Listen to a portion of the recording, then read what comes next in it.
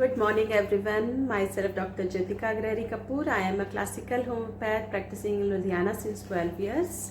और आप सभी को नववर्ष की बहुत बहुत शुभकामनाएं। नववर्ष आपके लिए बहुत ही मंगलमय हो, बहुत सारी खुशियां लेके आए, आपको बहुत सारी प्रोग्रेस मिले इस साल। तो ये इस साल की हमारी पहली वीडियो है।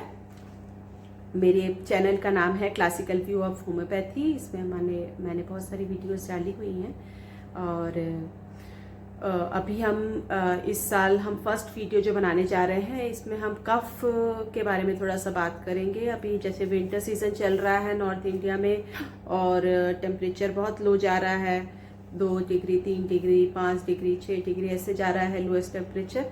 तो ये इसकी वजह से क्या हो रहा है कि लोगों में कफ कोल्ड फीवर ये प्रॉब्लम्स बहुत ज़्यादा आ रही हैं। इस समय बहुत सारे पेशेंट्स आ रहे हैं कफ कोल्ड फीवर वाले ड्यू टू वेदर कंडीशन। तो कफ के बारे में हम थोड़ा सा आज डिस्कस करेंगे और विंटर वाली कफ में क्या क्या होम्योपैथिक मेडिसिन दी जा सकती हैं तो उसके बारे में हम बात करेंगे। और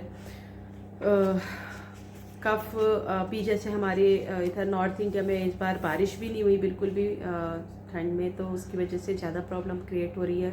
सूखी ठंड है, ड्राई विंटर्स जैसे ड्राई कोल्ड वेदर है बिल्कुल यहाँ पे। और बारिश होने से क्या होता है ये सारी प्रॉब्लम्स ख़त्म हो जाती हैं कफ कोल्ड वाली। मगर इस बार बारिश नहीं हुई बिल्कुल, उसकी वजह से इस बार बहुत ही ज़्यादा ये प्रॉब्लम हो रही है। तो हम कफ को क्या समझते हैं, कफ के बारे में कफ होती क्या है। तो कफ कोई एक बीमारी नहीं होती, कफ एक हमारा बॉडी का डिफेंस मैकेनिज्म होता है जिसमें बॉडी जो है बाहर से कोई भी फॉरेन पार्टिकल आ गया या कोई इन्फेक्शन आ गई, कुछ भी वायरस बैक्टीरिया कुछ भी ऐसा आया जो हमारी बॉडी के लिए नहीं सही है, बॉडी उसको रिकॉग्नाइज करती है और उसको एक्सपेल आउट करने की कोशिश करती है थ्रू कफ।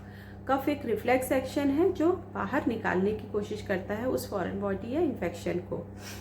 तो कफ जो होती है हमारी कई बार क्या होती है बलगम वाली होती है, जैसे रेशे वाली खांसी है ना, कंजेशन वाली, और एक होती है जो ड्राई होती है। तो अपर रेस्पिरेटरी ट्रैक में जब इन्फेक्शन रहती है, मतलब माउथ में थ्रोट में है ना, लैरिंग्स ट्रैकिया में अगर रहेगी इन्फेक्शन तो हमारे वो अपर रेस्पिरेटरी ट्रैक में कहलाती है। फेरिंग्स वगैरह में अगर होती है इन्फेक्शन तो वहाँ से अगर कफ प्रोड्यूस होएगी उसको बाहर निकालने के लिए इरिटेशन की वजह से, तो वो ज़्यादातर ड्राई होती है।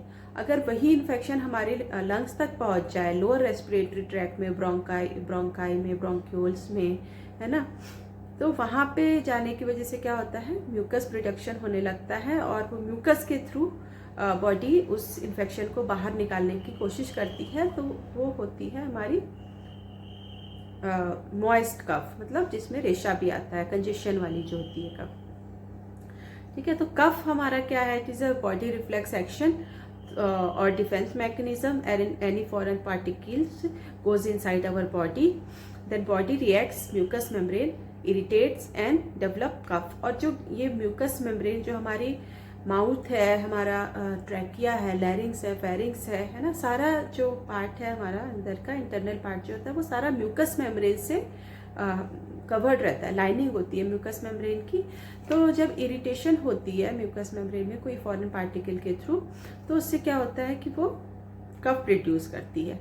तो कफ प्रोड्यूस होने से क्या होता है, इन्फेक्शन बाहर निकल जाए या स्नीजिंग आएगी आपको। स्नीजिंग में भी ऐसे ही होता है, कोई फॉरेन पार्टिकल लग गया तो एकदम से रिफ्लेक्स एक्शन होके स्नीज आएगा ताकि वो उसको बाहर निकाल सके। मगर अगर ये कफ के थ्रू नहीं निकल रहा है, पूरी तरह से इन्फेक्शन नहीं जा रही है, तो बॉडी क्या करती है, जो म्यूकस मेम्ब्रेन होती है उसी में म्यूकस की प्रोडक्शन होना शुरू हो जाती है, उसकी इन्फ्लेमेशन हो जाएगी, उसमें से म्यूकस बनना शुरू हो जाएगा। तो म्यूकस जब बनना शुरू होगा तो वो म्यूकस के रूप में, बलगम के रूप में हमारी बॉडी उसको बाहर निकालने की कोशिश करेगी। तो ये होता है हमारा कफ। कफ को हम 3 पार्ट्स में डिवाइड कर सकते हैं अगर हम टाइम पीरियड के हिसाब से देखें। फर्स्ट होता है एक्यूट, फिर सब एक्यूट और क्रॉनिक। एक्यूट में क्या होता है, 3 हफ्ते से कम वाली जो कफ होएगी उसको हम एक्यूट कफ बोलेंगे। अगर 3 हफ्ते से ज़्यादा, 3 से 8 हफ्ते तक चल रही है कफ, तो उसको हमको सब एक्यूट में डालना पड़ता है, सब एक्यूट कैटेगरी में चला जाएगा वो। और अगर 8 हफ्ते से भी ज़्यादा खांसी हमारी परसिस्ट कर रही है तो उसको हम क्रॉनिक कफ बोल देंगे। ठीक है, तो जो क्रॉनिक कफ होती है वो ज़्यादातर क्या टीबी वाली या अस्थमा वाली जो कफ होती है वो क्रॉनिक कफ में आ जाती है।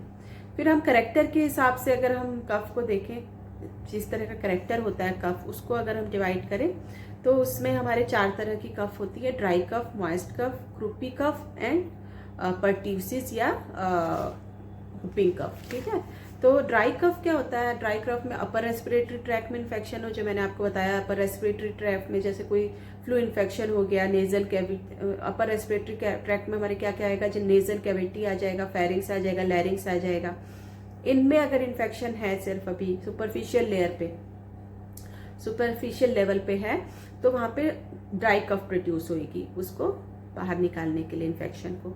सेकेंड है हमारी मॉइस्ट कफ। मॉइस्ट कफ में क्या होता है? लोअर रेस्पिरेटरी ट्रैक्ट में जो इन्फेक्शन अगर चली गई, जैसे हमारे ट्रैकिया में, प्राइमरी ब्रोंकाइज में और लंग्स में, ब्रोंक्यूल्स में अगर चली गई इन्फेक्शन, तो वहां पर मॉइस्ट कफ प्रोड्यूस होएगी ताकि वो बलगम बना के या वो म्यूकस बना के उस इन्फेक्शन को बाहर निकाल सके। इसमें जो हमारी कफ होती है वो रेटलिंग कफ होती है। रेटलिंग मतलब हमारे चेस्ट में जैसे इन्फेक्शन हो गई है, तो जब पेशेंट खांसता है तो उसके अंदर एक रेटल वॉइस आती है, मतलब खड़खड़ खड़खड़ की आवाज आएगी। जब वो खांसेगा तो अंदर से खड़खड़ाहट सुनाई देगी। आप स्टेथोस्कोप से सुन सकते हो या ऐसे भी सुन सकते हो। आप जब पेशेंट खांसता है उस टाइम पे आपको पता चल जाएगा ये बलगम वाली कफ है कि ड्राई कफ है। तो वहां पे हम मॉइस्ट कफ लेंगे, रेटलिंग कफ लेंगे, है ना, कफ विद कंजेशन लेंगे। ये हो गया। फिर तीसरी कफ होती है क्राउपी कफ, क्रूपी कफ। ठीक है, क्रूपी कफ में क्या होता है? इसमें लैरिंग्स जो होता है हमारा फूड पाइप, लैरिंग्स जो होता है वो हमारा अफेक्ट होता है, इन्वॉल्व होता है। और उसमें क्या होता है, लैरिंग्स और ट्रैकिया में क्या होता है, ट्रैकिया और लैरिंग्स दोनों में स्वेलिंग आ जाती है। तो उसकी वजह से क्या होता है, स्वेलिंग आने से क्या होता है, पेशेंट खास खास के इतना परेशान हो जाता है कि वो एग्जॉस्ट हो जाता है बिल्कुल। ठीक है, तो इस तरह की अगर कफ आपको देखने को मिलेगी तो वहां पे हम क्रूपी कफ लेते हैं। ठीक है, फोर्थ टाइप की कफ होती है अगर हम करेक्टर के हिसाब से, तो हुपिंग कफ। हुपिंग कफ या परट्यूसिस भी इसको हम बोल देते हैं मेडिकल लैंग्वेज में, और इसको हम हिंदी में जैसे हम कुकुर खांसी या कुत्ता खांसी बोल देते हैं लोग। बहुत ही लाउड कफ होती है ये, और ये भी लोअर रेस्पिरेटरी ट्रैक इन्फेक्शन की वजह से ही प्रोड्यूस होती है। साउंडफुल होती है बहुत ज़्यादा, और कंजेस्टिव भी होती है, कंजेशन भी होती है इसमें। और इसमें पेशेंट खांसता जा रहा है, लगातार खांसता जा रहा है, खांसता जा रहा है, खांसता जा रहा है, और उस खांसने की वजह से वो ब्रेथलेसनेस वाली कंडीशन में चला जाता है। फेस उसका रेड हो जाएगा, ब्लू हो जाएगा ड्यू टू ऑक्सीजन की कमी की वजह से, तो उसका फेस ब्लू भी हो जाता है कई बार, है ना।